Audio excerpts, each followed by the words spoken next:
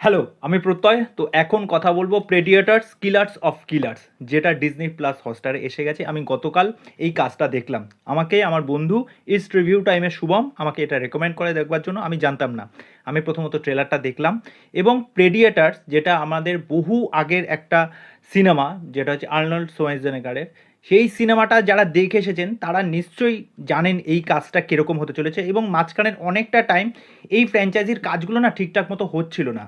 এবং আরেকটা যদি সিনেমা আপনারা দেখে থাকেন, দ্য প্রে বলে সিনেমাটা, ওই সিনেমাটার যিনি ডাইরেক্টর ছিলেন তিনিই কিন্তু এই কাজটা করেছেন। দেখুন, এটা একটা অ্যাকশন থ্রিলার অ্যানিমেটেড সিনেমা।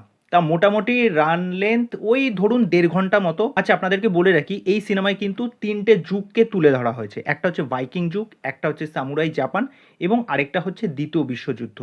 এই যুদ্ধবিদদের সাথে এবার প্রেডিয়েটারের সংঘর্ষ হবে। প্রথমত যে যুগটার কথা বলা হচ্ছে সেটার নাম দেওয়া হচ্ছে শিল্ড, মানে যেখানে উর্ষা নামক একজন শক্তিশালী ভাইকিং নারী আছে, যিনি তার মানে বংশের শত্রুদের পরাজিত করার পর এই প্রেডিয়েটারের শিকার হয়ে যাচ্ছে।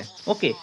দ্বিতীয় যেটা বলা হচ্ছে যে শোর্ড, মানে হচ্ছে দুই ভাই, একটা হচ্ছে কেনজি আর হচ্ছে কিয়োশি, সেটা একত্রে তারা প্রেডিয়েটারের বিরুদ্ধে কিন্তু তারা লড়াই করছে। থার্ড যেটা হচ্ছে সেটা হচ্ছে বুলেট, মানে একটা যুক্তরাষ্ট্রের একটা বিমান বাহিনীর সাথে কিভাবে এই প্রেডিয়েটারের দ্বন্দ্ব হবে সেই বিষয়টাকে তুলে ধরা হয়েছে। সিরিয়াসলি বলছি, আমি কাজটা দেখতে দেখতে না ভাই, কি ভিজুয়ালস! মানে অ্যানিমেটেড সিনেমা হলেও এর মধ্যে যে সমস্ত অ্যাকশন দৃশ্যগুলো দেখানো হচ্ছে না, আপনারা যখন দেখতে বসবেন, এইবার এই যে 3টে গল্প এবং এই 3টে গল্প লাস্টে গিয়ে কিভাবে মার্জ হবে এবং এটার এন্ডিং এক্সপ্লেনেশন আপনাদেরকে যেভাবে দেখাবে, সেটা দেখে আপনারা জাস্ট মজা পেয়ে যাবেন। এখানে অ্যানিমেশনের কাজ আমি বলবো যেরকম দুর্দান্ত হয়েছে, যেরকম ভিজুয়ালস, যেরকম ফাইটিং, মানে কি আপনি মাথা ব্যথা আপনার ঘুরে যাবে।